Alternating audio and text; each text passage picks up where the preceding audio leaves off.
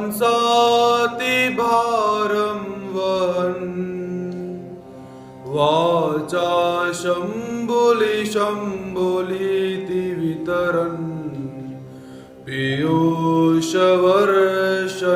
प्रभो निःशेष शमयन्नलर्क नृपते तापत्रयं लीलया तं दत्तं प्रणमे समस्तविदुषाम् ईशा गुणानां निधिम् ईशा गुणानां निधिम्। श्री गोपाल कृष्ण महाराज।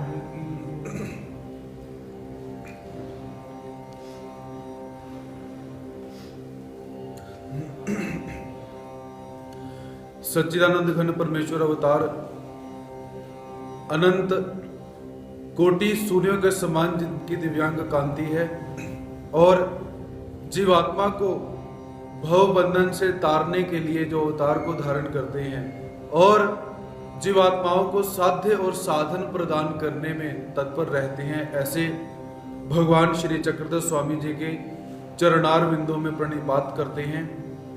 तत्पश्चात मानव के उद्धार के लिए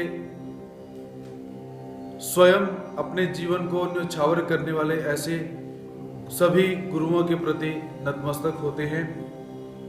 ब्रह्म विद्या अध्ययन सत्र में प्रवेश प्राप्त करते हैं। भगवान श्री चक्रधर स्वामी जी की दिव्यांग कांति से युक्त जो श्री मूर्ति है उसका वर्णन हम सब यहाँ पर श्रवण कर रहे हैं। तो अध्ययन सत्र को आगे ले जाने से पूर्व कुछ प्रश्न हमें प्राप्त हुए हैं, उन प्रश्नों के विषय में विचार करते हैं। सबसे पहला प्रश्न रसिका माने जी के द्वारा हमें प्राप्त हुआ है। दर्शनीय किसे कहते हैं और दर्शनियों का जो स्मरण है वो कैसा करना चाहिए, कैसा होना चाहिए। तो रसिका जी, यहां पर मैं आपको ये बताना चाहता हूं कि दर्शनीय किसे कहते हैं। जैसा शब्द वैसा ही अर्थ। दर्शन अर्थात देखना, दर्शनीय अर्थात जो केवल देखने के लिए आया हुआ है। भगवान श्री चक्रधर स्वामी जी के सन्निधान के अंदर बहुत सारे भक्त परमात्मा को मिलने के लिए आते हैं, जिसमें से सभी अनुसरणशील नहीं है, नामधारक नहीं है, वेदवंत नहीं है, बोधवंत नहीं है। अर्थात कुछ ही भक्त ऐसे हैं कि जो परमात्मा से संबंधित हैं। तो दर्शनीय अर्थात जो परमात्मा के गुण धर्मों को जानकर केवल दर्शन करने के लिए भगवान जी के पास आए हुए हैं, उन्हें हम दर्शनीय बोल सकते हैं। जैसे राहिया जो है वो भगवान जी के पास आया हुआ है, उसे हम दर्शनीय के अंदर ले सकते हैं। उसके पश्चात जो अधिकारी भगवान जी की श्री मूर्ति देखने के लिए आया हुआ है वो भी दर्शनीय हम उनको बोल सकते हैं। पंचकुलाचार्य गृह निवृत्ति के चरित्र में जो घर के सारे लोग भगवान जी के पास आए हुए हैं वो भी दर्शनीय के अंदर ले सकते हैं। अर्थात जो केवल परमात्मा का दर्शन करने के लिए आए हुए हैं उन्हें दर्शनीय कहा जाता है। तो जब भी परमात्मा के चरित्र का हमने स्मरण करना है, उसमें भक्त वेदवंत हो, बोधवंत हो, ज्ञानी हो, अनुसरला हो, प्रेमी हो, दर्शनीय हो या कोई भी कैसा भी भक्त हो, तो उसे हमने एक भक्त के तौर पर ही याद करना है। तो वहां पर स्मरण करते समय ये चिकित्सा नहीं करनी कि ये दर्शनीय है या प्रेमी भक्त है। ये चिकित्सा कब करनी है? जब आप ज्ञान को पढ़ रहे हो, सुन रहे हो, तब करनी है।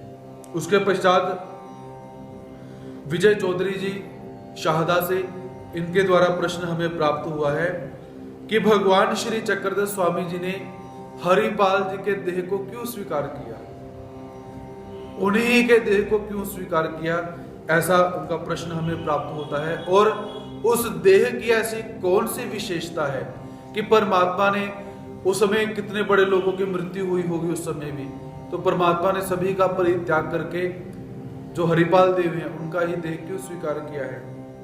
तो इसका संबंध पूर्व जन्म के संस्कारों के साथ अधिकारों के साथ, कर्मों के साथ जुड़ा हुआ होता है। परमात्मा ने किस जीवात्मा का दवड़ने करना है, किस माता पिता के गर्भ को स्वीकार करना है, किस जीवात्मा के पतित को स्वीकार करना है, इस विषय में पहले की कुछ कर्म, कुछ जोड़ उस जीवात्मा के द्वारा जोड़ी जाती है। तो परमात्मा पतित किसका स्वीकार करती है, इसके विषय में हमारे ब्रह्म विद्या शास्त्र में क्या कहा जाता है कि परमार्ग की कोई वस्तु खाने पीने की खराब हो चुकी है, लेकिन आपने, किसी व्यक्ति ने अपनी बुद्धि कुशलता से उस वस्तु को बचा लिया।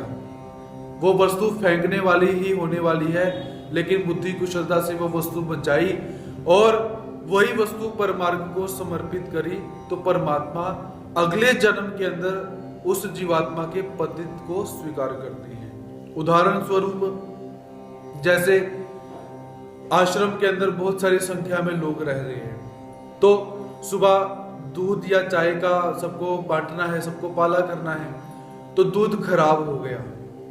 अब खराब होने के पश्चात वो वस्तु फेंकनी पड़ेगी, लेकिन कोई एक अच्छी सुगरनी, कोई एक अच्छी जो स्त्री, जो माता है, जिसे पता है कि दूध खराब होने के पश्चात इसका पनीर बनाया जा सकता है, तो उसने क्या करा, अपनी बुद्धि कुशलता से जो भी प्रक्रिया रहती है, जैसी भी रहती है, उसके अनुसार दूध का पनीर बनाया और सब्जी इत्यादि बनाकर आश्रम में सभी को खाने के लिए प्रस्तुत करी। तो अगले जन्म के अंदर परमात्मा ईश्वर अवतार उसके पतित का स्वीकार करते हैं। और भी, या कोई एक ऐसी वस्तु है कि जो खराब हो चुकी है, खराब हो चुकी है और फेंकने ही वाली वस्तु है, लेकिन किसी जीवात्मा ने मन में विचार करा कि ये परमार्ग की वस्तु है, परमात्मा की वस्तु है, इसे हमने फेंकना नहीं है। वो स्वयं उस खराब चीज को ही खा गया, क्योंकि परमात्मा के प्रति विश्वास है, ज्ञान के प्रति निष्ठा है। उसने वो वस्तु खाई, शरीर को कुछ भी नहीं हुआ, होगा भी नहीं, और अगले जन्म में आगे जाकर परमात्मा उसके पतित का स्वीकार करती है। क्योंकि जब हमें अन्न दान का महत्व समझ में आ जाता है, तब जीवात्मा की ऐसी बुद्धि उत्पन्न होती है। क्योंकि जो लोग दान करते हैं, वो लोग दान कैसे करते हैं, इस विषय में हम अनभिज्ञ रह जाते हैं, अज्ञानता हमारी वहां पे रहती है। दान लेने वाला व्यक्ति तो बोलेगा कि हम तो यथास्थान पर बैठे हुए हैं, दान तो आ ही रहा है, आज वस्तु फेंक दी तो क्या हुआ, कल फिर हमें प्राप्त हो जाएगी। लेकिन ऐसे नहीं, जो भी व्यक्ति दान करता है, वो कैसे दान करता है, कैसे अपनी कमाई में से ईश्वर के लिए, संतों के लिए हिस्सा निकालता है, वो उसी व्यक्ति को पता है। एक बार क्या हुआ, एक जीवन की सत्य घटना ही है, तो हमारे गुरुजी के अपने श्री गुरुजी के मुख से हमने श्रवण की हुई है कि एक व्यक्ति जो कि जिसने चप्पल का परित्याग कर दिया हुआ है, वो उसने परमात्मा को संकल्प डाला कि मैं आजीवन पादत्राण जो चप्पल है वो नहीं डालूंगा। ऐसा संकल्प करा, तो संकल्प करने के पश्चात वो हमारे गुरुजी के पास आया और गुरुजी को पता चला कि इसने चप्पल छोड़ दी है। अब गर्मी का समय हो तो सड़कें बहुत गर्म हो जाती हैं, सर्दी का समय हो ठंडी हो जाती है, बारिश का समय हो गंदी हो जाती है, गीली हो जाती है। तो गुरुजी ने उसे समझाया कि ऐसा जो प्रण होता है वो नहीं किया करते हैं। वो कहता गुरुजी कोई बात नहीं, मैंने संकल्प डाल दिया है। तो गुरुजी कहते वो संकल्प क्यों डाला? उस व्यक्ति ने क्या जवाब दिया, कहता गुरुजी जितना खर्चा मेरी चप्पलों का है, मैं वो सारा का सारा द्रव्य बचाकर परमार्ग में अन्नदान करता हूं। देखिए, वो अपने इनकम में से, अपनी कमाई में से संतों के भोजन के लिए जो द्रव्य है, जो पैसा है, वो नहीं निकाल पा रहा था। तो उसने क्या करा, अपना खर्चा कम किया, अपनी चप्पल डालना उसने छोड़ दिया, फिर उससे पैसे जोड़ के वो अन्नदान किया करता था। तो जब भक्तों के इस दान की महिमा हमें समझ में आएगी, तो हम कभी भी परमार्ग के अन्न को कभी भी खराब नहीं करेंगे। याद रखिए, परमात्मा के परमार्ग का जो भोजन है उसे पचाना बहुत मुश्किल होता है। अगर परमात्मा छोटे से खराब भोजन के बदले में उस जीवात्मा के पतित पड़े हुए शरीर को स्वीकार कर रहे हैं। अब देखिए, जब आदमी की मृत्यु हो जाती है, तो मृत्यु होने के पश्चात घर के लोग ही क्या पूछते हैं, संस्कार कितने बजे है, कितने बजे इसको लेकर जाना है, शाम को 4 बजे। इतनी लेट? कोई बाहर से आ रहा है, उसकी प्रतीक्षा की जा रही है। आप सबको इस बात की ज्यादा नॉलेज होगी। और शाम को 4 बजे संस्कार का समय रखा हुआ है, तो हम लोग क्या करते हैं, सवा दिन निकल जाते हैं, जल्दी करो, जितना जल्दी हो सके उतना करो। अर्थात उस शरीर की वैल्यू 0 से भी कम हो चुकी है, 0 की भी वैल्यू होती है। क्योंकि अगर संख्या में से 0 निकल जाए तो संख्या का मूल भी 0 हो जाता है, और उस शरीर की जो वैल्यू है वो कोड़ियों के भाव कोई लेता ही नहीं। और इसके अतिरिक्त कोई पशु मर जाए, उसकी खाल भी काम आ जाती है, उसके केश भी काम आ जाते हैं, उसके दांत भी काम आते हैं, उसके खुर भी काम आ जाते हैं, सब कुछ काम में आता है। लेकिन एक इंसान ऐसा है जिसका शरीर क्या है कि कोई पैसे देकर भी नहीं लेता। आप थोड़ा सा मेडिकल लाइन के अंदर मत जाना, गुरुजी आंखें 3 घंटे के लिए काम करती हैं, ये है तो वो है, वो बात की बात। तो ऐसे जो शरीर है उसे बिल्कुल भी कोड़ियों के भाव भी कोई ग्रहण नहीं कर रहा है। और परमात्मा क्या करते हैं, उस कोड़ियों के भाव के शरीर को स्वीकार करते हैं और इतना सामर्थ्यवान बनाते हैं जो चारों दानों का वो दातृत्व करता है। उसका कारण कि परमार का वो खराब अन्न, खराब वस्तु जिसने उपयोग में लाई हुई है, परमात्मा को उस चीज का अभिमान है। तो इसलिए कभी भी मंदिरों में जाओ, आश्रमों में जाओ, भोजन का कभी भी पहले अनादर मत करो। पहले तो मैं आपको ये बोलूंगा कि घर में भी अपने भोजन का भी अनादर ना करो, जो उतना ही खाओ जितनी शरीर को आवश्यकता है। ये नहीं कि 4 चपातियां खाने की भूख रहती है और हम 6 चपातियां पहले ही डाल के रखते हैं और बाद में छोड़ देते हैं और वो भोजन व्यर्थ में जाता है। तो ऐसा बिल्कुल भी नहीं करना चाहिए, क्योंकि हमारे उपनिषदों के अंदर अन्न को ब्रह्म कहा गया हुआ है। अन्न वही ब्रह्म, कि अन्न ब्रह्म के समान है। क्योंकि अन्न भोजन करोगे तो शरीर में शक्ति आएगी, शरीर में शक्ति आएगी तो कुछ करोगे, आगे जाके धर्म करोगे, अच्छे काम करोगे। अन्न ही नहीं होगा तो आप क्या करोगे, कुछ नहीं कर सकते। तो इसलिए हमारे उपनिषदकारों ने इसे ब्रह्म कहा गया हुआ है, क्योंकि शरीर के अंदर जो शक्ति आती है वो अन्न से आ रही है, ऊर्जा जो है वो अन्न से प्राप्त होती है। तो इसीलिए पहले तो घर में भी उतना ही भोजन आप लीजिए जितनी आपको आवश्यकता है। उसके पश्चात आश्रमों में गए, मंदिरों में गए, वहां पर भी जाकर हम अक्सर क्या करते हैं कि भोजन इतना डलवा लेते हैं जितना खाया नहीं जाता, और फिर वो उस भोजन को हम आगे जाकर फेंकने की कोशिश करते हैं।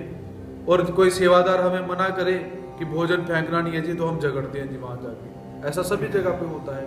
तो ये काम बिल्कुल नहीं करना चाहिए, क्योंकि जितने भी क्रियाएं जुड़ी हुई हैं, नर देह मिलना हो, स्त्री देह मिलना हो, पतित स्वीकार करना हो, गर्भ स्वीकार करना हो, दवड़ने करना हो, सफेद रंग मिलना हो, चश्मा लगना हो या ना लगना हो, लंबाई कैसी मिलनी है, ठेंगना कैसा शरीर मिलना है, बुद्धि कैसी होनी है, भाव कैसे होने हैं, ज्ञान कैसा प्राप्त होना है, गुरु कैसे मिलने हैं, ये प्रत्येक वस्तु अन्नदान से संबंधित है। इसलिए इस अन्नदान की क्रिया को बिल्कुल छोटा सामान्य नहीं समझना कि कोई नहीं कर दिया तो ठीक है, नहीं कर दिया तो ठीक है, ऐसा नहीं। तो इसलिए परमात्मा जो पतित स्वीकार करते हैं वो आश्रम की खराब वस्तु कुछ आपकी हो चुकी है, आपने अपनी बुद्धि कुशलता से उस वस्तु को उपयोग में लाया।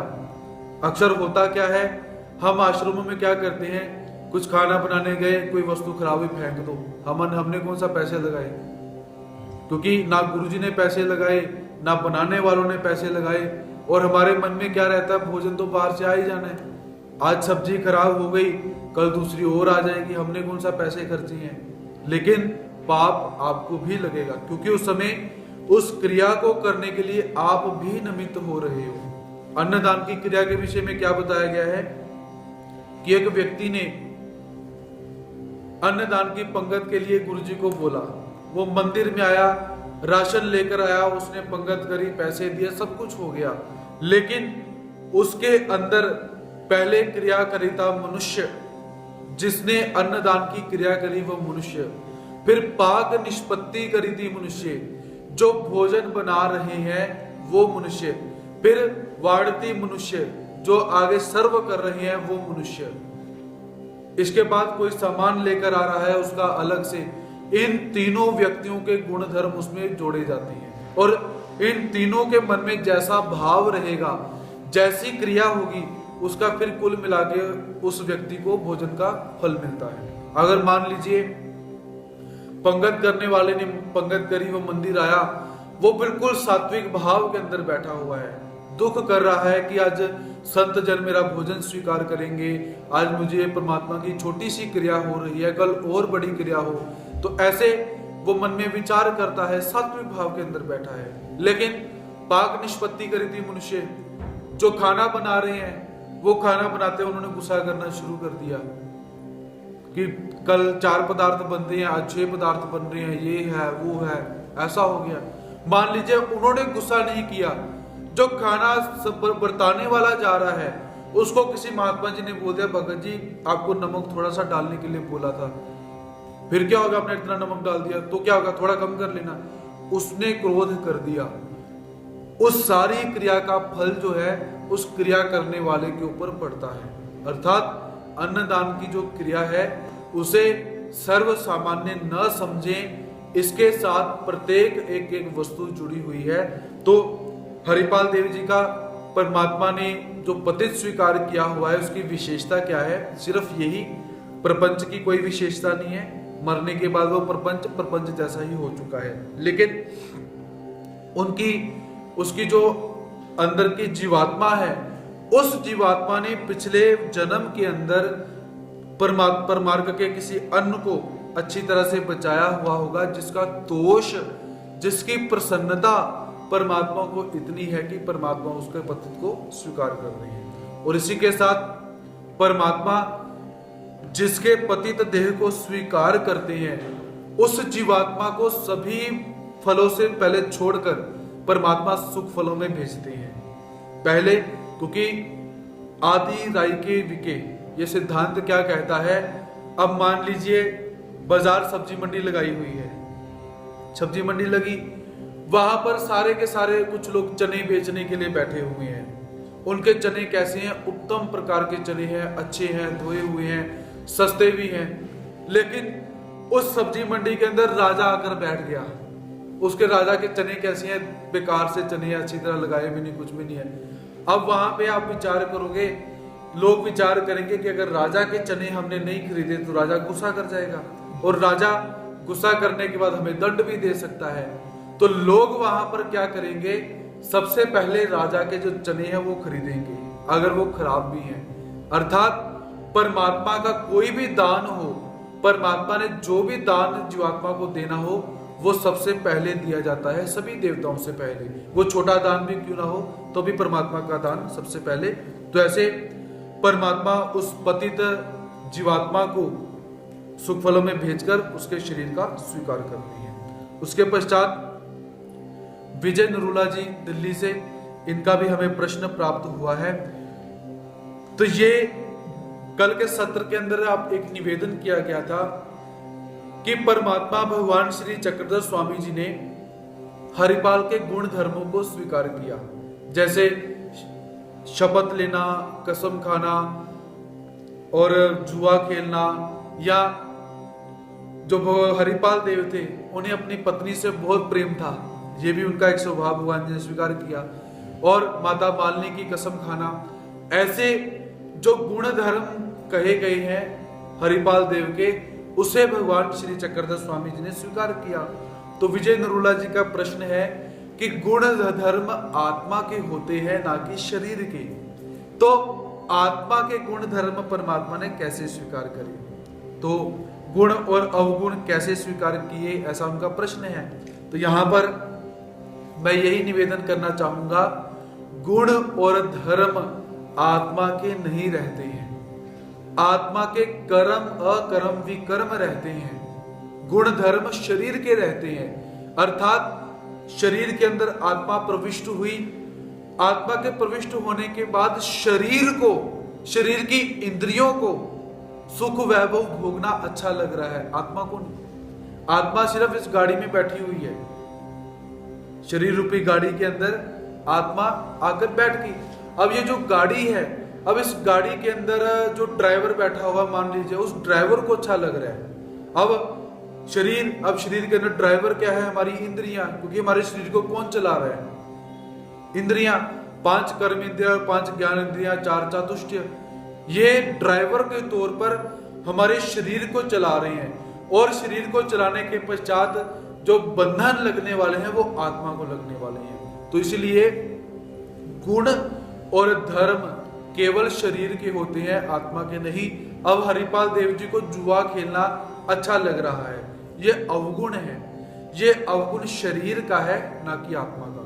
क्योंकि खाना शरीर को अच्छा लगता है, जीव को अच्छा लगेगा, आत्मा को कोई लेना देना नहीं है। आप कुछ खराब चीज भी खाओ, भगवान जी क्या कहते हैं कि जब तक जीभ तक चीज है तब तक आपको लगेगा अच्छा है या खराब है। जब गले से नीचे उतर गया आपको क्या पता लगा? अब मान लीजिए आपने बहुत अच्छा सा पिज्जा खाया जी, क्रिस्पी ये वो, अब पिज्जा खाने के बाद उल्टी आ गई, खाया क्या था, निकला क्या?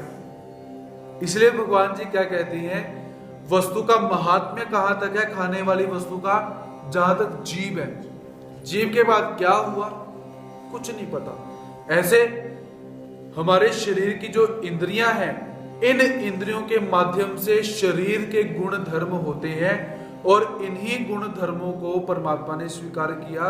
आत्मा के गुण धर्म हम नहीं बोलते हैं।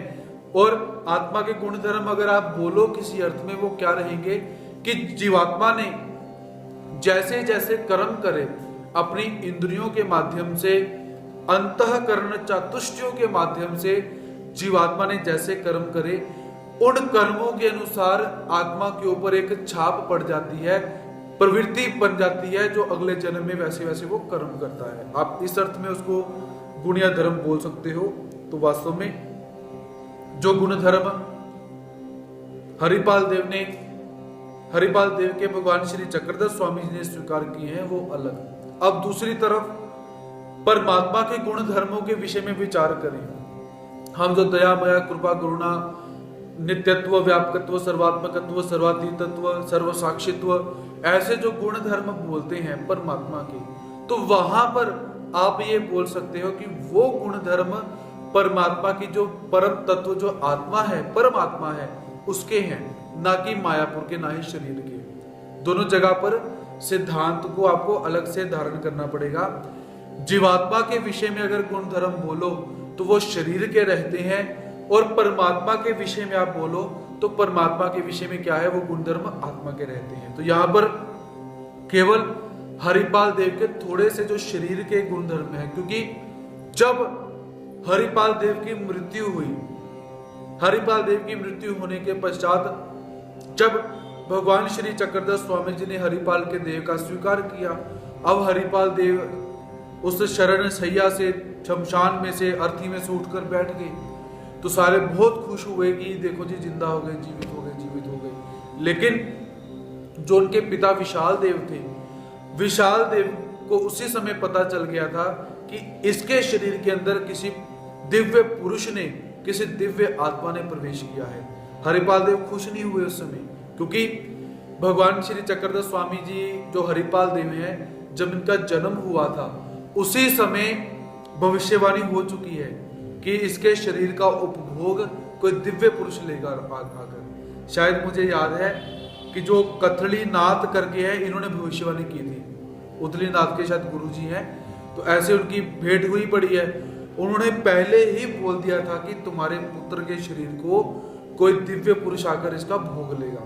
तो जब हरिपाल देव भगवान श्री चक्रधर स्वामी जी के रूप में उठे, तो विशाल देव के मन में वो शंका जो थी वो पैदा हुई कि हो ना हो मेरे पुत्र की आत्मा नहीं है, ये कोई दिव्य पुरुष है। तो विशाल देव ने क्या करा कि अपने सैनिकों को आदेश दिया कि जाओ, जितने जंगल हैं, जितनी गुफाएं हैं, जितने पर्वत हैं, जितनी नदियां हैं, जितने मठ मंदिर हैं, आश्रम हैं, जाकर खोजो कि कहीं पर किसी दिव्य पुरुष ने अपना शरीर त्यागा है। खोज करी, लेकिन क्या हुआ, मिला कुछ नहीं, क्योंकि शरीर कहाँ पर त्यागा हुआ था, द्वारका में। अब गुजरात और द्वारका तक वो पहुंचे ही नहीं, आसपास ढूंढते रहे। तो भगवान श्री चक्रधर स्वामी जी ने हरिपाल देव के गुण धर्मों को इसीलिए भी स्वीकार किया हो सकता है कि मेरे जो पिता हैं, मेरे पिता के मन का जो संशय है वो समाप्त हो जाए।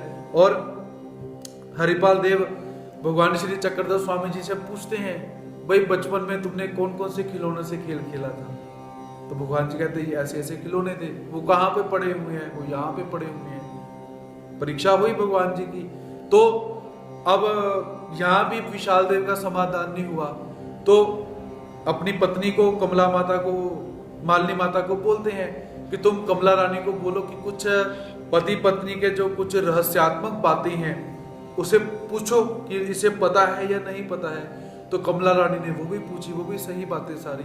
तो ऐसे भगवान जी ने ये गुण धर्म इसीलिए भी स्वीकार किए होंगे कि इन्हें मैं विश्वास दिला दूं कि मैं वही हरिपाल देव हूं। ऐसा सिद्धांत भी हम लगा सकते हैं। तो ऐसे हमें कल के सत्र में से प्रश्न जो प्राप्त हुए हैं, तो मूर्ति ज्ञान प्रकरण को हम आगे बढ़ाते हैं।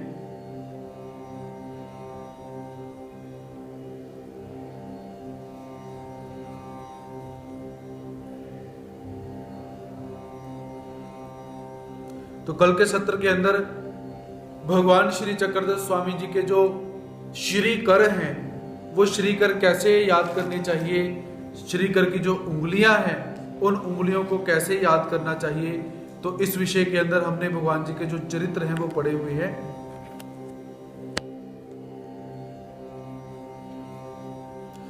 आनी छाया गोपाली चिया बाइया मुदिया उड़ग विलिया। आनी अर्थात और, छाया गोपाली चिया बाइया अर्थात जो पैठन के अंदर छाया गोपाल नामक जो मठ है, जो मंदिर है, वहां पर जो बाइयां रहती हैं उन्होंने भगवान जी को जो अलंकार धारण करवाए। तो उस विषय में अलंकार के अंदर मुंदरिया मुंदरिकाएं भी भगवान जी को धारण करवाई हुई हैं, तो उनको भी स्मरण करते समय याद करना चाहिए। अंगूठाई सा भावी जे ध्याई जे सादाक्षरी भोजन पूर्वक टिला तांबुल माल दान।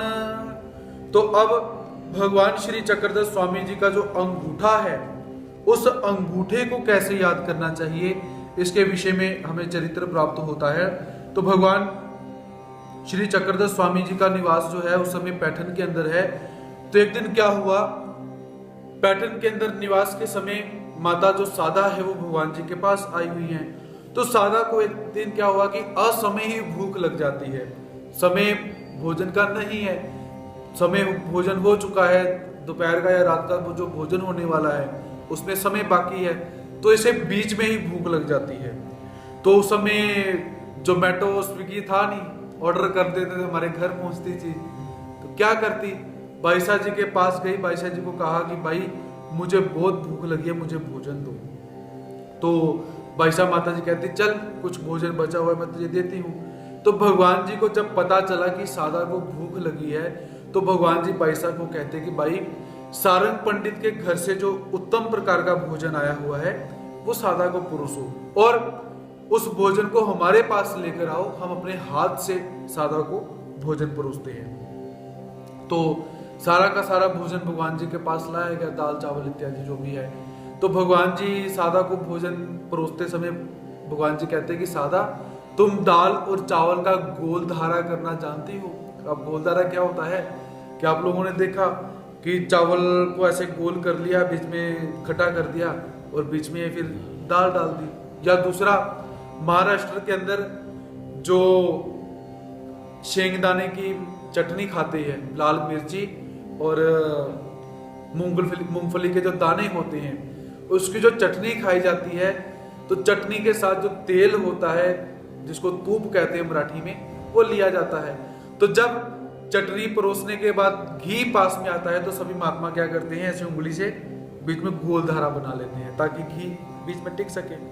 तो ऐसे भगवान श्री चक्रधर स्वामी जी सादा को बोलते हैं कि क्या तुम गोल धारा करना जानती हो?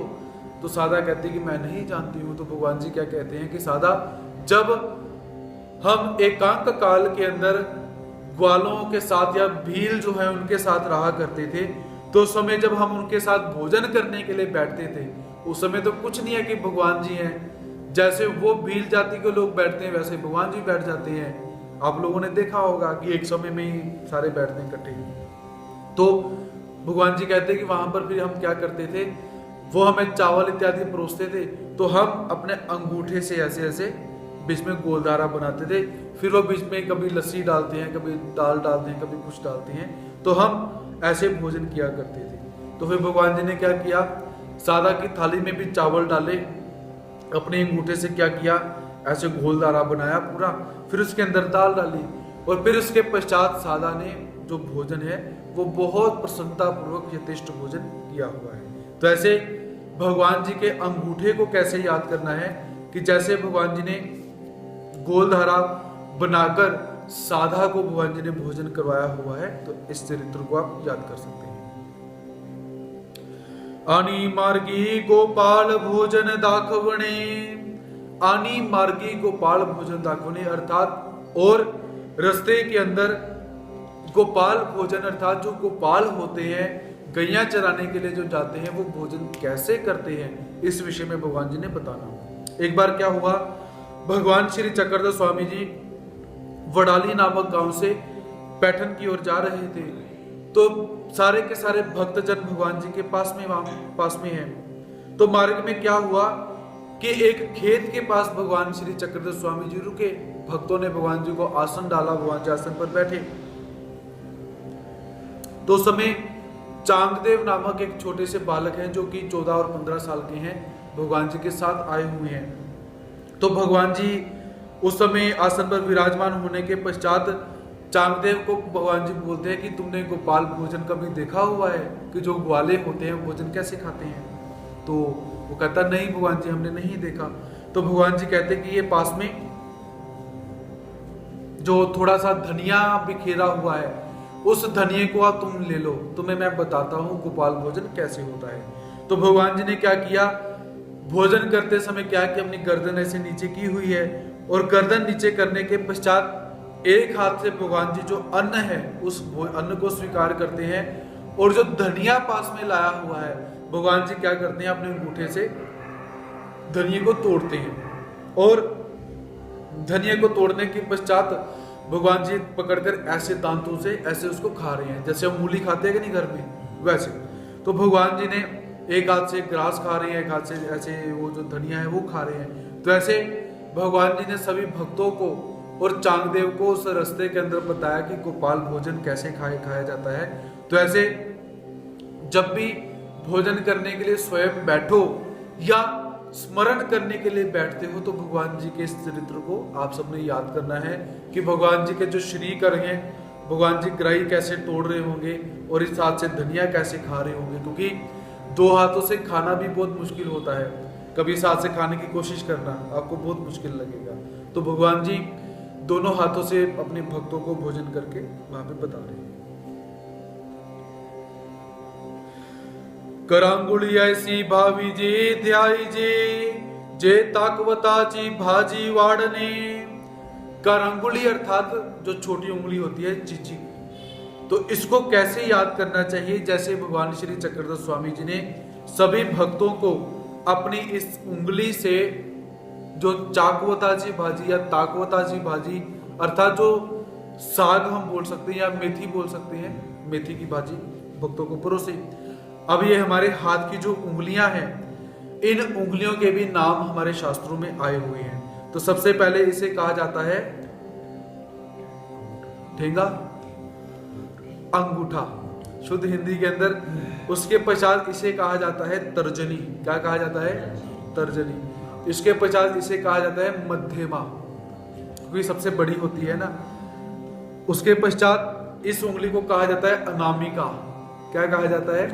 अनामिका। इसे कहा जाता है कनिष्ठिका, कनिष्ठिका या कनिष्ठ, क्योंकि सबसे छोटी है, और यह अंगूठा। ऐसे 5 उंगलियां हमारी हैं, तो 5 उंगलियों के नाम हैं, और मराठी भाषा के अंदर इसे करांगुली कहा जाता है। तो ऐसे एक बार क्या हुआ, भगवान श्री चक्रधर स्वामी जी का निवास डोमे ग्राम के अंदर है। तो डोमे ग्राम में गंगा नदी के किनारे पर एक भगवान जी की गुफा है, भगवान जी वहां पर बैठे हुए हैं। उस समय पालक का जो साग बनाया हुआ है, अर्थात उसमें मेथी भी डाली हुई है और पालक भी डाली हुई है, और वो कैसी है, पूरी पानी पानी जैसे नहीं है, जैसे घट हम पालक खाते हैं वैसे पालक या जो मेथी की सब्जी होती है वैसे। तो क्या हुआ कि किसी भक्त ने पालक की सब्जी लाई, वो पालक की सब्जी बाईसा जी को समर्पित करी, और बाईसा जी उसको क्या कहते हैं कि जब भगवान जी भोजन करेंगे तो ये भगवान जी को खिला देना और सभी भक्तों को भी खिला देना। तो ऐसे भोजन का जब समय हुआ तो भोजन के समय सभी को भोजन परोस दिया गया हुआ है। तो भगवान जी कहते हैं कि भाई वो जो सब्जी आई हुई है उस सब्जी को यहाँ पर लेकर आओ। तो बाईसा जी ने वो सब्जी लेकर गए। तो भगवान जी भक्तों को कहते हैं कि आओ हम तुम्हें सब्जी परोसते हैं। तो भगवान जी सब्जी कैसे परोस रहे हैं, कोई चम्मच इत्यादि लेकर नहीं, भगवान जी अपनी चीजी उंगली उठाते हैं, ऐसे सब्जी लेते हैं और सभी भक्तों को ऐसे डाल रहे हैं। तो ऐसे जब भी भगवान जी की उंगलियों को याद करो तो चीची कैसे याद करनी है कि जैसे भगवान श्री चक्रधर स्वामी जी अपने भक्तों को इस चीची की उंगली के माध्यम से सब्जी परोस रहे हैं। इसका मतलब कुछ और भी होता है, वो ध्यान में नहीं रखना, जो शुद्ध अर्थ है उसे ध्यान में रखो। और दूसरी तरफ हम इस उंगली को कैसे याद कर सकते हैं, जैसे भगवान श्री कृष्ण महाराज जी ने द्वापर युग के अंदर गोवर्धन पर्वत को उठाया था। तो हम वो भी चरित्र यहाँ पर ग्रहण कर सकते हैं।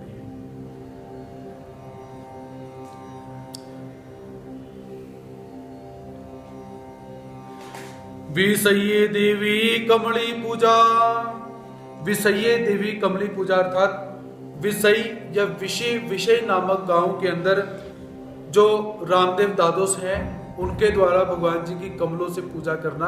तो वो चरित्र कैसा है, एक बार क्या हुआ, भगवान श्री चक्रधर स्वामी जी पैठन से मेकर की तरफ प्रस्थान कर रहे हैं। तो यहां से होकर भगवान जी ने रितपुर के अंदर जाना है। तो समय दादोस भगवान जी के साथ में है। तो रास्ते के अंदर भगवान जी एक गांव से दूसरे गांव जाते हैं, दूसरे गांव से तीसरे गांव जाते हैं, क्योंकि उस समय गाड़ियां इत्यादि नहीं है, बैलगाड़ियां भी नहीं है। तो भगवान श्री चक्रधर स्वामी जी ने जितना भी परिभ्रमण किया हुआ है वो सारा का सारा परिभ्रमण कैसे है, भगवान जी ने पैदल किया हुआ है। तो पैठन से भगवान जी रिद्धपुर की तरफ जाने के लिए अग्रसर हुए। बीच में मेकर से होते हुए विषय नामक एक गांव आता है, वहां पर भगवान जी ने एक मुकाम किया, रात नाइट स्टे करी।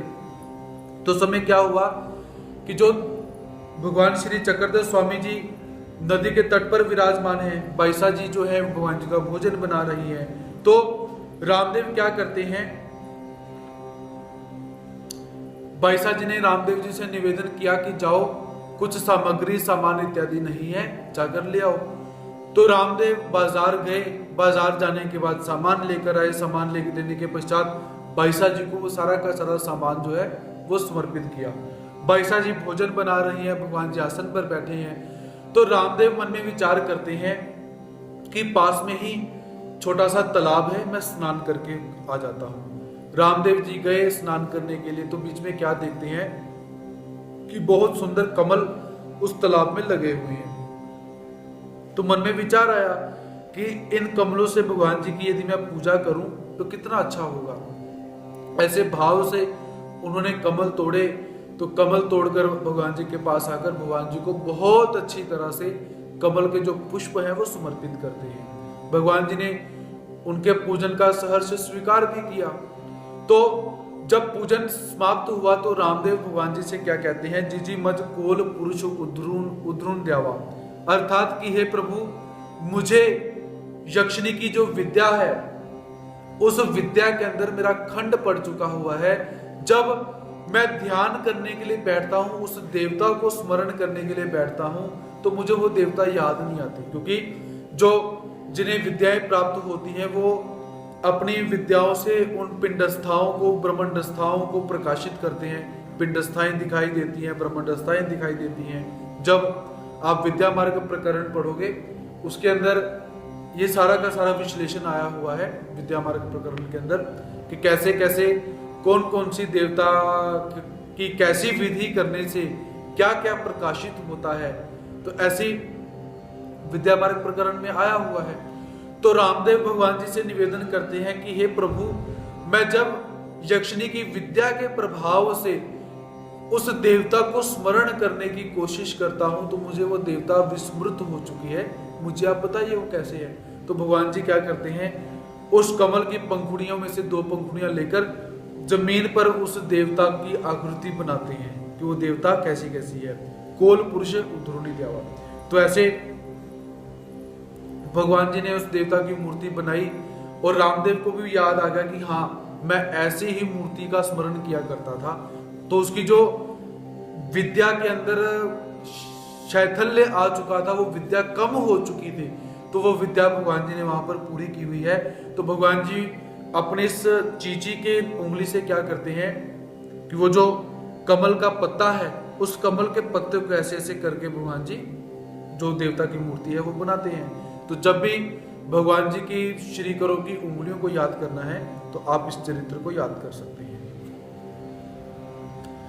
आनी बोरिए लाखाई सा राणाई सा भेटी। आनी अर्थात और भगवान जी के श्री करो को कैसे याद करें, जैसे बोरी नामक स्थान के अंदर, ग्राम के अंदर लाखाईसा और रानाईसा की भगवान श्री चक्रधर स्वामी जी से भेंट होना। तो एक बार क्या हुआ, भगवान श्री चक्रधर स्वामी जी रावस गांव से निकलकर जोगला देवी के निकट विराजमान थे। ये जोगला देवी भी एक स्थान का नाम है। तो वहां पर क्या हुआ कि जो लाखाईसा है वो भगवान श्री चक्रधर स्वामी जी के दर्शन करने के लिए आई, भगवान जी को दंडवत प्रणाम किया, नमस्कार किया और भगवान जी के पास बैठ गई। तो भगवान जी ने कुशल क्षेम पूछा कि अर्थात कैसी हो, कहाँ से आई हो, तो कहाँ पर निवास कर रही हो, तबीयत इत्यादि ठीक है। तो ऐसा भगवान जी ने कुशल क्षेम पूछा। तो लाखाईसा भगवान जी से निवेदन करती है कि हे प्रभु, मेरे साथ राणाईसा भी आई हुई है, उसने एक प्रण करके रखा हुआ है कि जब तक मैं भगवान श्री चक्रधर स्वामी जी के श्री चरणों का चरणोदक नहीं पीती हूं तब तक मैं भोजन इत्यादि नहीं करूंगी। तो कृपा करके आप मुझे अपने चरणों का जो उदक है, चरणोदक है, वो मुझे समर्पित करिए। तो बाकी हम कुशल क्षेम में आपको बाद में बताती हूँ। तो भगवान श्री चक्रधर स्वामी जी बाईसा माता से निवेदन करते हैं कि भाई पहले से पानी पिलाओ, क्योंकि ये बहुत दूर से आई है। तो भगवान जी हमें शिष्टाचार भी बताते हैं कि कोई घर में आए तो सबसे पहले उसे पानी पिलाओ। तो बाईसा जी ने पानी पिलाया। तो जो लाखाईसा है वो पुनः भगवान जी से कहती कि प्रभु मुझे आप अपना चरणोदक दीजिए। तो भगवान श्री चक्रधर स्वामी जी चरणोदक देने से पूर्व लाखाईसा को समझाते हुए कहते हैं कि भाई ऐसा जो प्रण है, ऐसा जो व्रत है वो कभी नहीं करना चाहिए। मान लीजिए हम कभी बहुत दूर किसी दूसरे गांव में चले जाएं और राणाईसा को हमारा चरणोदक प्राप्त ना हो तो वो भूखी रह के मर जाएगी। तो ऐसा प्रण जो है वो कभी नहीं करना चाहिए। तो हम भी अक्सर क्या करते हैं कि अपने घरों में बैठकर व्रत करते हैं। कोई एक तथाकथित गुरु हमसे निवेदन कर देते हैं कि अपने जीवन में एक वस्तु छोड़ दो, और हम भी क्या करते हैं, एक वस्तु छोड़ देते हैं। और उस वस्तु को छोड़ने के बाद होता क्या है, हमारे मन के अंदर तरस पैदा हो जाता है, अर्थात लालसा पैदा हो जाती है। कभी कभी क्या होता है कि वस्तु अगर प्राप्त ना हो तो हमारे मन के अंदर कैसे भाव पैदा होते हैं आप लोगों को पता ही है।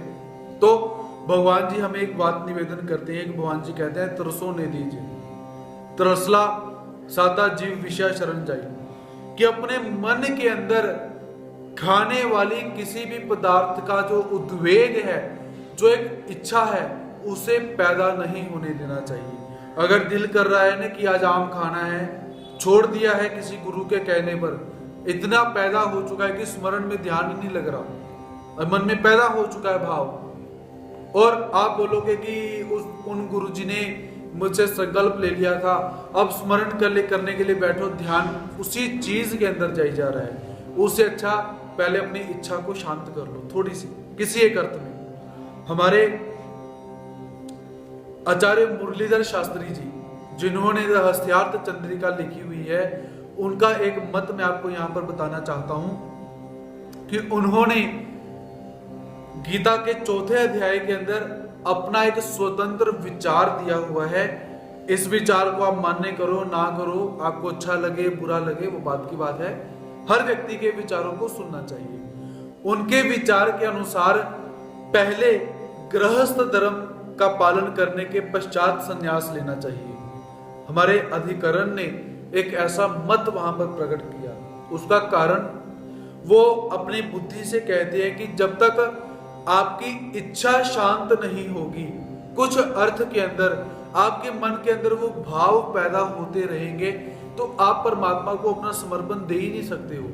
तो वो क्या कहते हैं कि मेरे मन के अंदर, मेरे विचार के अंदर पहले बाल अवस्था के अंदर संन्यास नहीं लेना चाहिए। और बाल अवस्था के अंदर वही संन्यास ले जो बहुत ज्यादा अपने आप को प्रभावशाली व्यक्ति समझता है कि हम वीरों के वीर हैं, वो व्यक्ति बाल अवस्था के अंदर संन्यास ले। और मेरे मत के अनुसार पहले गृहस्थाश्रम का धारण करे, गृहस्थाश्रम को, और कुछ समय गृहस्थाश्रम की जिम्मेदारियों को पूर्ण करने के बाद संन्यास ले। क्या होगा, उन वस्तुओं की तरफ, उन वस्तुओं का जो एक उद्वेग उठता है वो समाप्त हो जाएगा।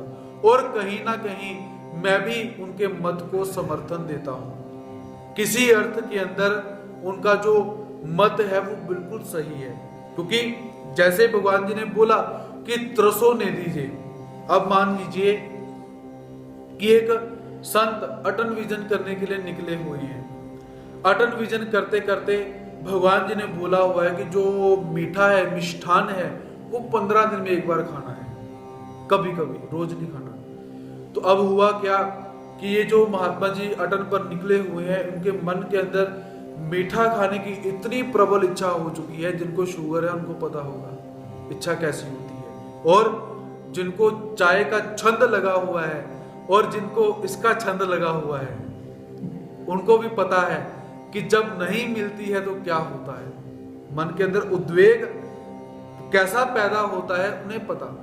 तो ऐसे ही उस महात्मा जी के मन के अंदर वो मीठा खाने का जब भाव पैदा होता है, अब उनको पता चल चुका है कि ना तो मेरा स्मरण में ध्यान लग रहा है, ना मेरा भिक्षा में ध्यान लग रहा है, ना मेरा पढ़ने में ध्यान लग रहा है, तो मैं करूं क्या।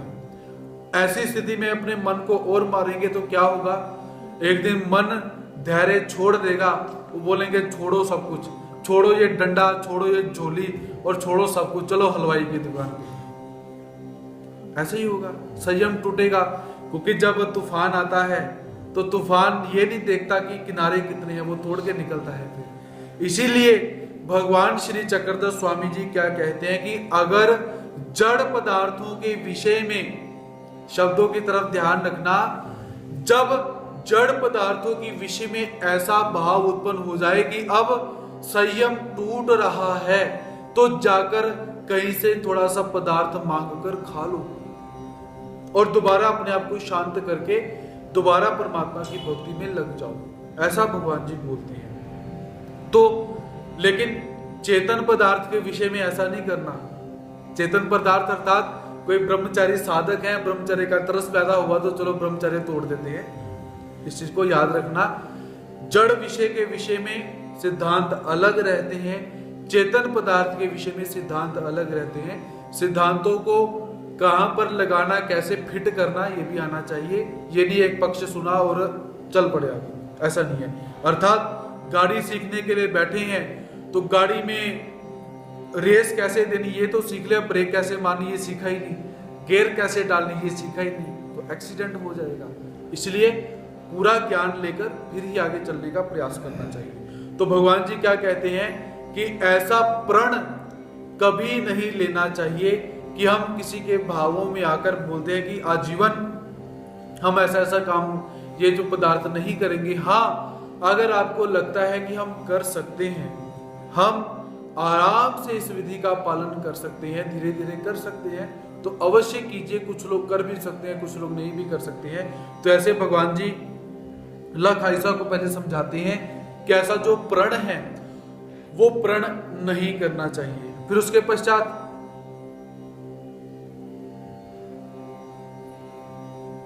क्या हुआ कि ऐसा भगवान जी ने जब समझाया तो लखाइसा को भूख भी लगी हुई है क्योंकि बहुत दूर से आई हुई है।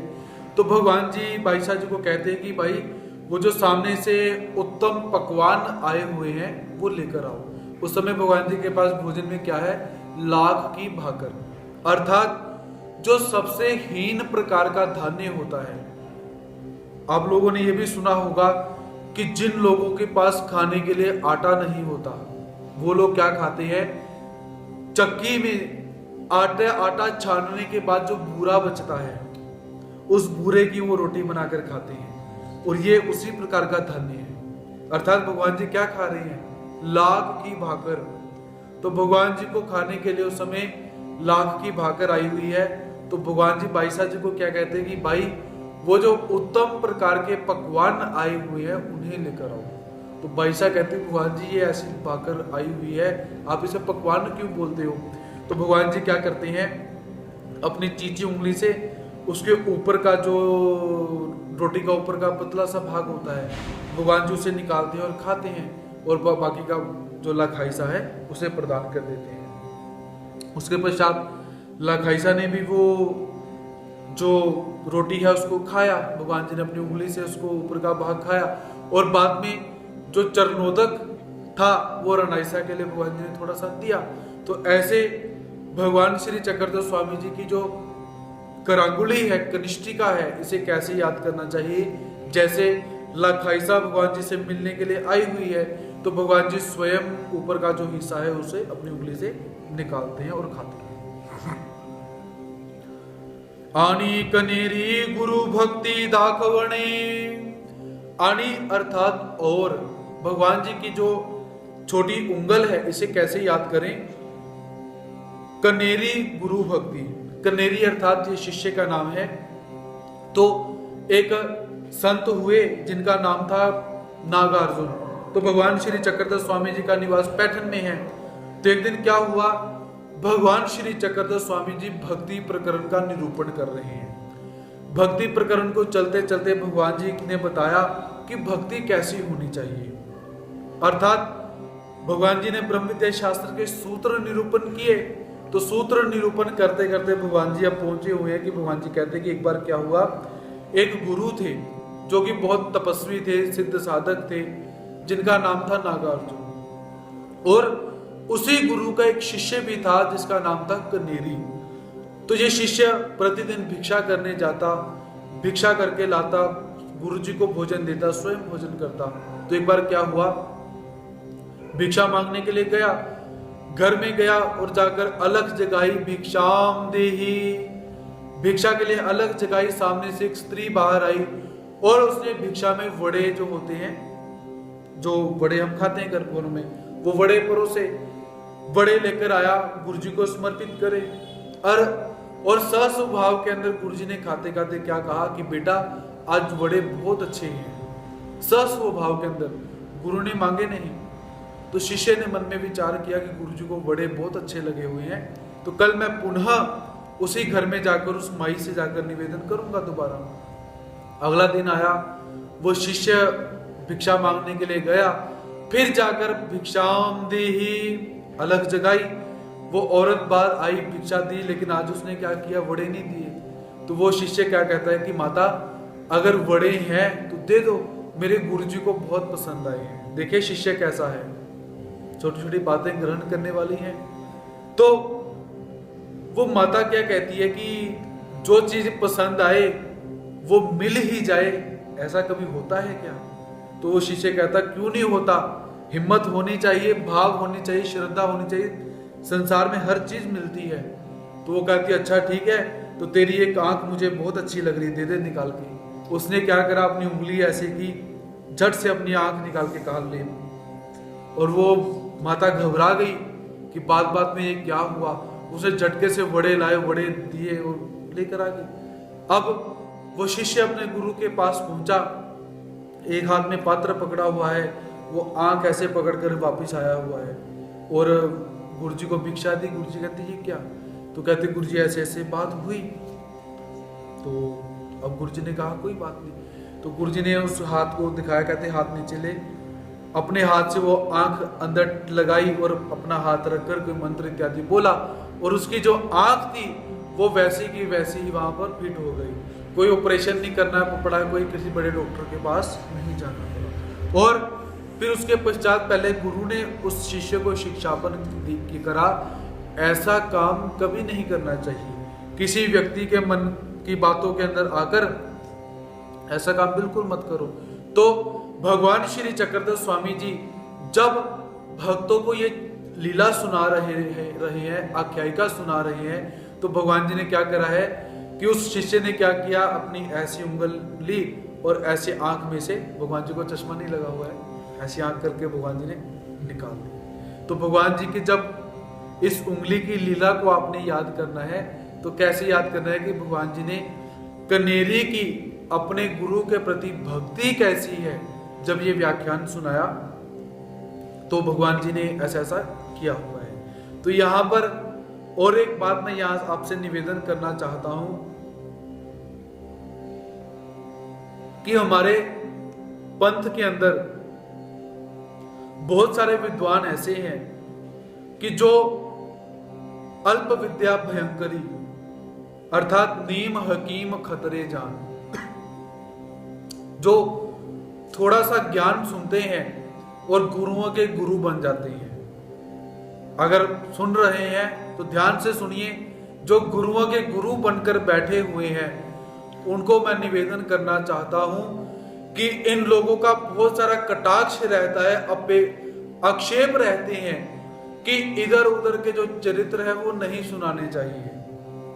अब देखिए भगवान श्री चक्रधर स्वामी जी यहाँ पर क्या सुना रहे हैं। वो नागार्जुन और कनेरी गुरु भक्ति जैसी रामा जी लक्ष्मण के लिए, कुछ परशुराम है, प्रहलाद है। भगवान जी अपने चरित्रों में ये बातें क्यों सुना रहे हैं, पहले हम इस बात को तो समझें। क्योंकि परमात्मा जानते हैं कि श्रोतागण आराम से समझ, इनको ब्रह्म विद्या का जो ज्ञान है वो बिना चरित्र के, बिना आख्यायिका के, बिना कहानी के, बिना दोहे के, बिना भजन के समझ में नहीं आता। भक्त कैसे हैं? सारे के सारे भक्त माहिम भट्ट जी जैसे नहीं है। अब माहिम भट्ट जी को कैसे भगवान जी समझाते हैं? भगवान जी बेलापुर के अंदर बैठे हैं। बेलापुर के अंदर बैठे हुए क्या हुआ कि बाहर हवा चली, भवंडर आया जी। भवंडर आप सबने देखा हुआ है, गोल गोल घूमता है, लिफाफे मिट्टी सब कुछ अपने साथ घुमाता है। माहिम भट्ट जी भगवान जी के पास बैठे। माहिम भट्ट जी कहते जीजी ते किम वशे, और भगवान जी कहते ते अन्य वशे। जीजी ते किम वशे ते अन्य वशे, जीजी ते किम वशे ते अन्य वशे, जीजी ते किम वशे ते एथी जी प्रवृत्ति हो गई। दैट्स ऑल, खत्म। कुछ बोलने की जरूरत नहीं पड़ी है कि आज जीजी ते किम वशे ते अन्य वशे ते एथी प्रवृत्ति हो गई। ये बड़ा चक्कर बाकी लोगों ने सुना होगा, कहते ये क्या गुप्त भाषा के अंदर बोलकर चले गए जी। तो अब दूसरी तरफ बाईसा जी को देखो, बाईसा जी को भगवान जी अविद्या का विषय समझा रहे हैं। तो बाईसा जी अविद्या का विषय चल रहा है, तो बाईसा जी कहती जी जी मूल अविद्या म्हणजे काही। भगवान जी कहते अविद्या म्हणजे मूल अविद्या, मूळ अविद्या म्हणजे काही, मूळ विद्या ते अज्ञान अविद्या, अज्ञान विद्या ते काही अज्ञान विद्या अविद्या। वो कहती भगवान जी विद्या क्या है? भगवान जी कहते अविद्या जो मूल अविद्या होती है, जो मूल से लगी है उसे अविद्या कहते हैं। अब बाईसा जी कहते मूल से क्या लगा हुआ है? भगवान जी कहते जो अज्ञान है जीवात्मा के स्वरूप के अंदर वो मूल अविद्या। वो बाईसा जी फिर कहते हो ज्ञान क्या है? भगवान जी कहते आराम से समझ आ जाएगा। अर्थात कुछ भक्त माहिम भट्ट की श्रेणी के हैं जिन्हें कुछ भी कथाएं इत्यादि नहीं सुनाना पड़ता, और कुछ भक्त कैसे हैं? बाईसा जी की कैटेगरी के हैं जिन्हें बहुत खोलकर विस्तार में समझाना पड़ता। आनी अवधूता ब्रह्म प्रकाशिका, और भगवान जी की जो कारंगुली है, भगवान जी के श्रीकर हैं, उन्हें कैसे याद करना चाहिए? आनी अवधूता ब्रह्म प्रकाशिका। अवधूत ये एक अन्य सन्यासी हैं। भगवान श्री चक्रधर स्वामी जी का निवास नवगांव के अंदर है। नवगांव में भगवान जी महालक्ष्मी के मंदिर में बैठे हुए हैं। तो समय सामने एक सूर्य नारायण का मंदिर है जहां पर एक अवधूत नामक एक अन्य सन्यासी रहता है। तो अन्य सन्यासी रहता है, वो क्या किया, एक दिन क्या हुआ कि भांग लाई हुई है, उस भांग की वो सब्जी बना रहा है।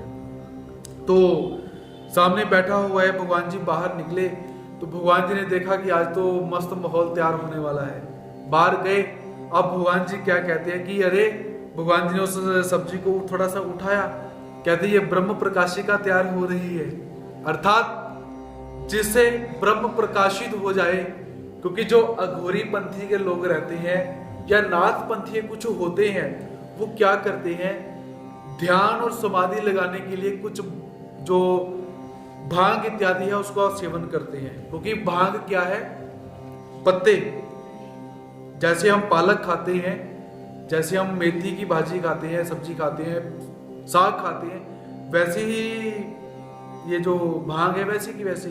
तो वो भी क्या कहते हैं कि ये भांग हम खा सकते हैं, हमने नहीं खाना, वो लोग खा सकते हैं। तो ऐसे वो भांग की सब्जी बना रहा है। तो भगवान जी बाहर आकर क्या कहते हैं कि अवधूत, आज तो ब्रह्म प्रकाशिका तैयार हो रही है, अर्थात तुम खाओगे, खाने के बाद नशा हो जाएगा, नशा होने के बाद तुम समाधि लगाओगे, तुम्हें ब्रह्म प्रकाशित हो जाएंगे। तो ऐसे भगवान जी ने मुस्कुराते हुए ये जो ब्रह्म प्रकाशिका है, अपनी उंगली से वो सब्जी ऐसे पत्ते उठाए और भगवान जी ऐसे ऐसे वहां पर बोलते हैं। तो ऐसे भगवान जी के इस चरित्र को याद करना चाहिए। तो क्योंकि परमात्मा को स्मरण करने के लिए नशे की आवश्यकता होती है, मैं इस बात का समर्थन करता हूं, लेकिन वो नशा कैसा होना चाहिए, वो परमात्मा की भक्ति का ही नशा होना चाहिए। बाह्य पदार्थों को आप लेकर आप नशे में जाकर परमात्मा को याद करोगे, वो संभव नहीं और ना हो सकता है। और दूसरी बात, वो नशा कैसा है, कुछ समय के लिए वो नशा आपको घर करेगा और बाद में क्या हो जाएगा, शांत हो जाएगा। लेकिन जब परमात्मा की भक्ति के नशे में आप बुड़ना शुरू हो जाओगे, तो परमात्मा का जो ध्यान है वो आराम से अपने आप वो लगता रहेगा। तो ऐसे भगवान जी की जो छोटी चीची की उंगली है, उसे कैसे याद करना चाहिए, जैसे भगवान जी ने ब्रह्म प्रकाशिका बोलकर उस भांग के पत्तों को उठाया हुआ। आनी पेहरा संगमी रामायसा दर्शन कृत नारियल गोड़ा कथन। आनी अर्थात और पेहरा संगमी, पेहरा संगम नामक जो स्थान है, वहां पर रामायसा ने भगवान जी को एक नारियल समर्पित किया हुआ है। तो उस नारियल का चरित्र कैसा है उसे श्रवण करते हैं। तो एक बार भगवान श्री चक्रधर स्वामी जी का निवास पेहरा संगम नामक स्थान पर है। तो एक दिन क्या हुआ, रामायसा नामक एक स्त्री भगवान जी के दर्शन करने के लिए आती है।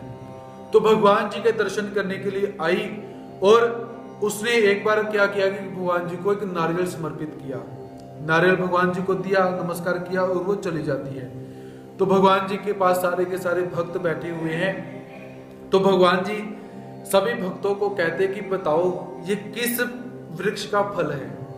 नारियल को बहुत अजीब तरीके से उन्होंने बनाया हुआ है, बिल्कुल अच्छी तरह से करके सफेद किया हुआ है, ना उसके ऊपर से 3 वो डॉट्स है वो दिखाई दे रहे हैं, ना ऊपर से छिलका है, ना हरा है, ना वो बालों वाला है। तो भगवान जी ने जब पूछा कि बताओ ये कौन से पेड़ का फल है, तो सभी ने बोला कि पता नहीं कौन से पेड़ का फल है, कौन से पेड़ का फल है। तो जो पाठक बैठे हैं भगवान जी को कहते हैं भगवान जी मैं बताऊं, भगवान जी कहते बोलो, कहते किसी पेड़ का फल है अर्थात तो भगवान जी कहते पाठा का एक पाठा, अर्थात ये पाठा को ये आराम से गिरफ्त में आने वाली चीज थोड़ना है। तो ऐसा पाठक ने बोला। तो भगवान जी कहते ये तो बहुत अंतर्यामी दिखाई देता है, हमारी सोच से भी ऊपर चला गया। उत्तर तो सही है, देखिए उत्तर अगर ना भी आए तब भी अपनी बुद्धि से उत्तर देने का प्रयास करो, ठीक है। तो अब देखिए बोलने के लिए क्या है, अगर मैं बोलूं कि जामुन के पेड़ के ऊपर आम का फल लगा हुआ है, तो आप कैसे सिद्ध करोगे इसे?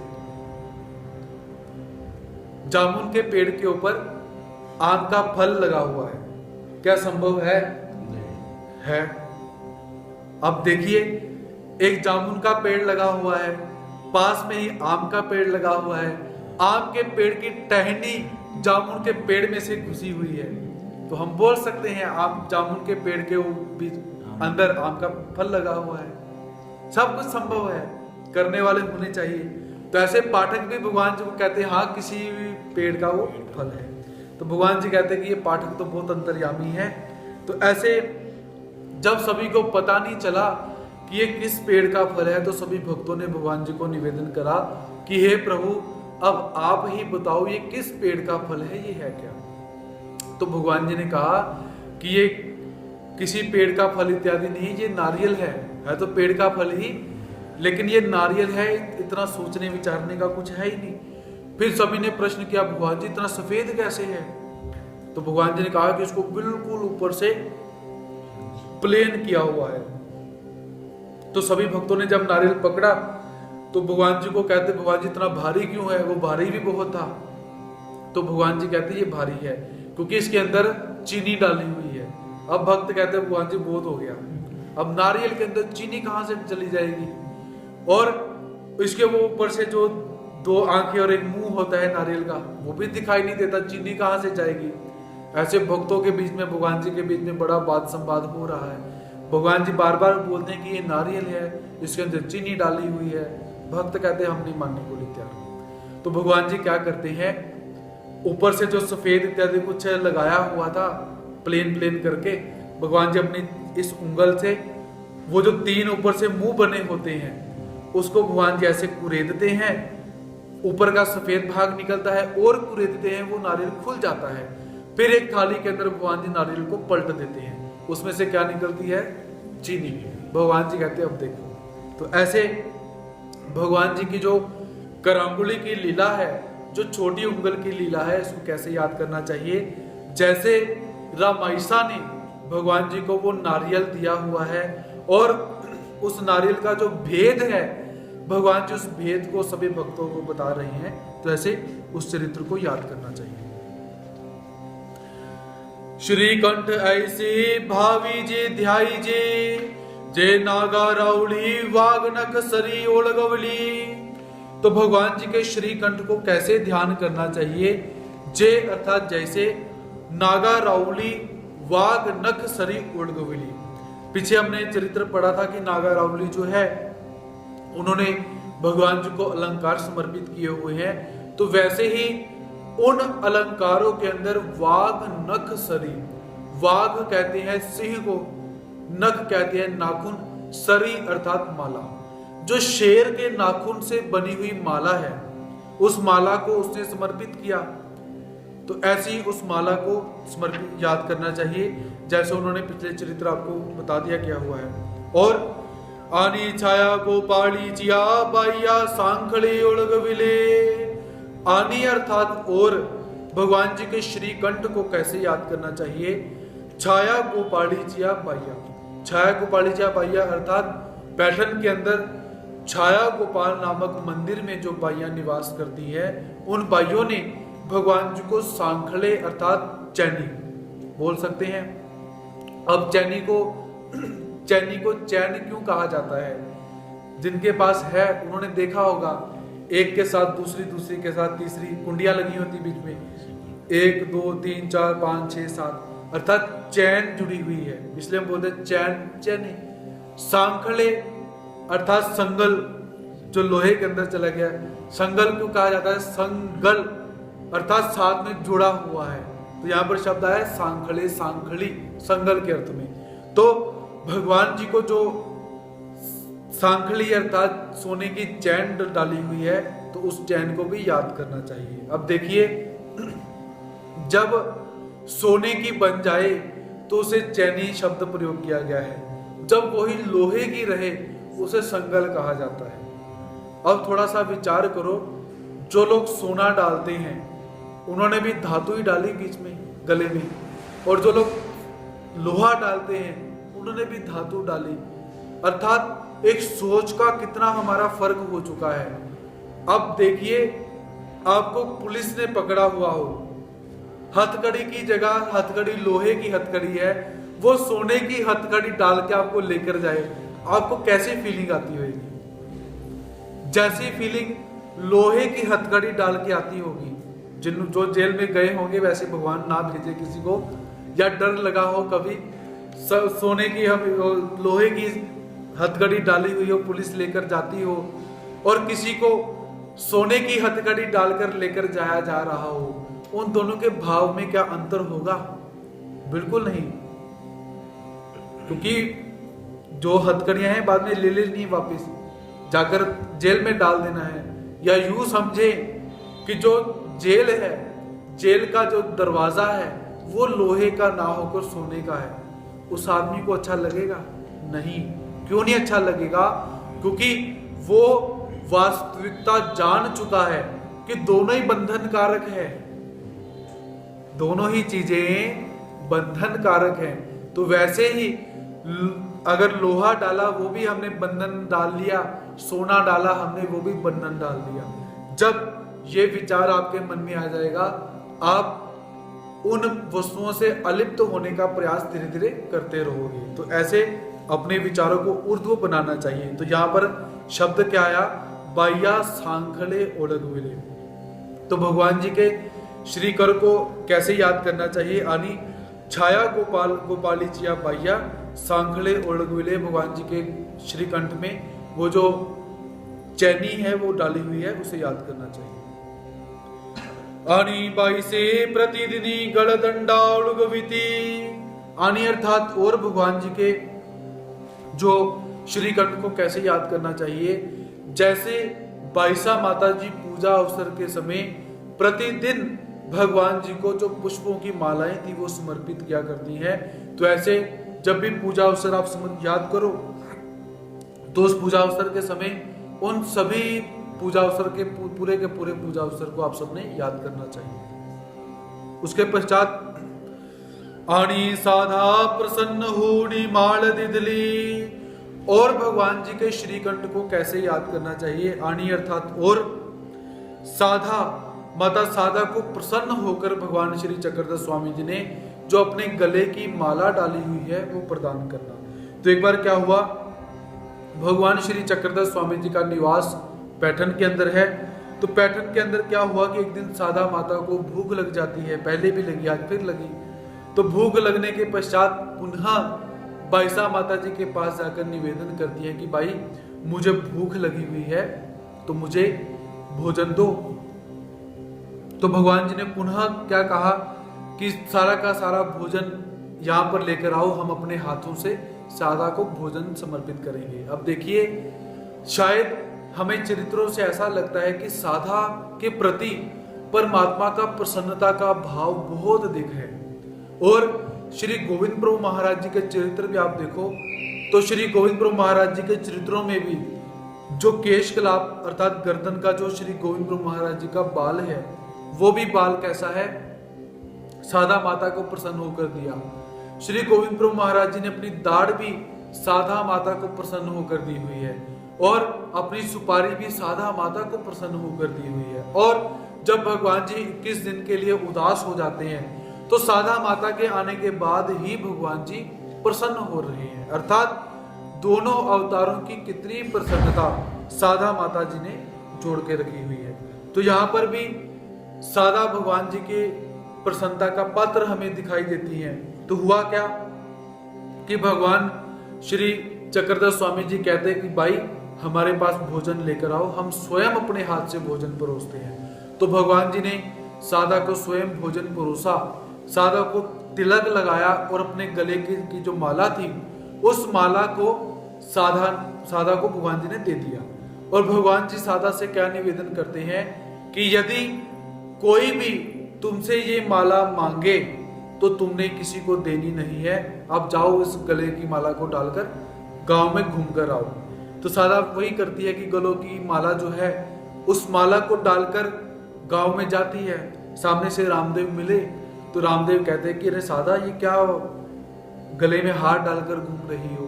तो साधा कहती कि ये हार मुझे भगवान श्री चक्रधर स्वामी जी ने दिया।